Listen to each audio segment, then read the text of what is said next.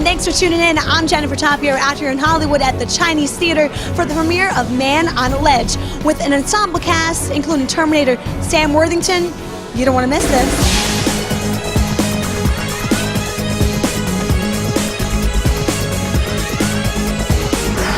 You've been doing a lot of physical roles. Tell us about, doing this thriller and being on that ledge. Was that crazy? Well, I get to do stuff in films that I wouldn't get to do in normal life, and standing on the ledge of a building in New York City in winter, no one's ever going to get to do that. So I'm in New York, I'm like, why would this guy jump off this building? Tell us about, dealing with the rest of the cast and the producers, and how much fun was it on set? It's great. The producers done movies I've always loved, like did all the Transformers as well, and Red, Matrix, and we just set out to make something that gives their audience their $16 worth. That's what we set out to make. And you have an accent, so did you have to turn off the accent for this one, that New York? I did the same accent as William Sadler and Jamie Bell and those boys. And did you have a favorite moment on set when you were on that ledge? Did it get emotional at all?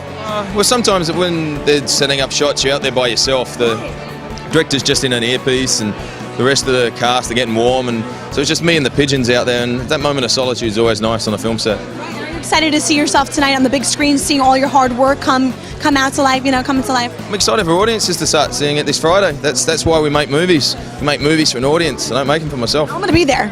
Yeah, cool. I play a detective who's the first guy on the scene to speak to Sam. I'm a hostage negotiator. He doesn't want to talk to me, wants to speak to Elizabeth Banks. So then I have to play the subordinate to Elizabeth.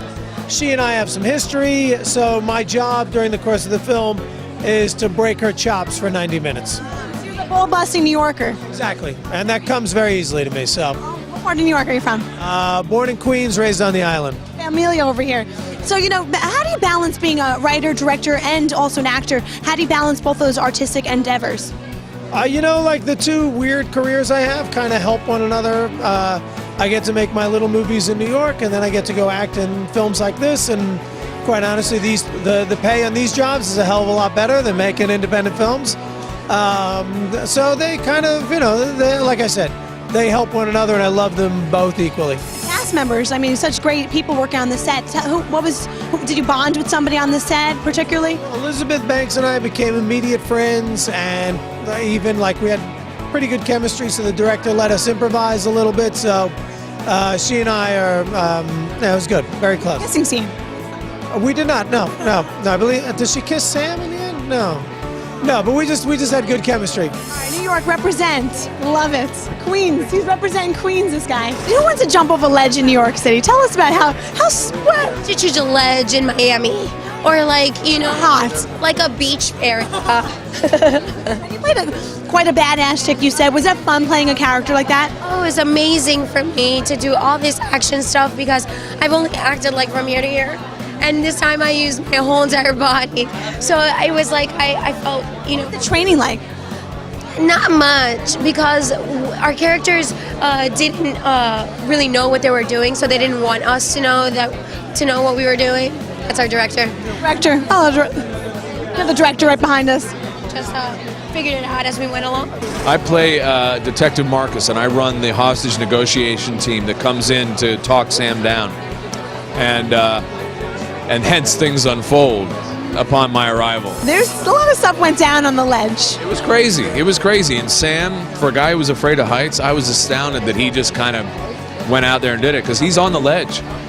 Obviously some things you have to control with a set, but you will see that it's not a bunch of CGI. It's him on the ledge. 4 stories is high enough for me. I like it here.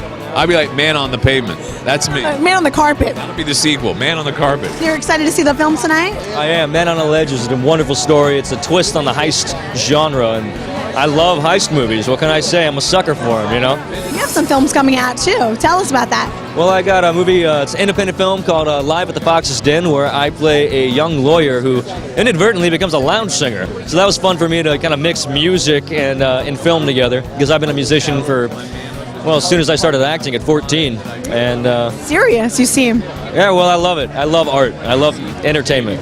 We have India with us, who is in that new great show, Jane by Design, on ABC, and anything ABC does is always a hit. Tell us about being part of the family. It's really fun to be part of the family.